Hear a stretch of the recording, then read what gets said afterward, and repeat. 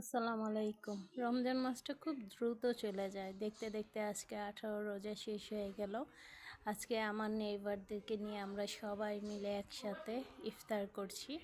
দেখতেই পাচ্ছেন এরা সবাই হচ্ছে আমার নেইবার। আর এই যে ভদ্রলোক, সে কিন্তু চাইনিজ, আর বাকি নেইবাররা কিন্তু সব মুসলিম। তা আমরা একসাথে বসে ইফতারি করছি আমাদের বাসার সামনে করিডোরে। ঘর থেকে যে যেটা পেরেছে সেটাই নিয়ে এসেছে। আমরা একসাথে পিকনিক করছি বলতে পারেন। এইরকম নেইবার থাকলে তখন খুবই ভালো লাগে। আজকে আমাদের মনটা খুবই ভালো।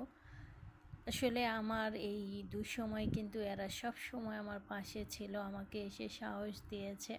যখন আপনাদের ভাইয়া চলে গিয়েছে, ফার্স্ট কিন্তু এরাই এসে আমার কাছে এসে পাশে এসে দাঁড়িয়েছে।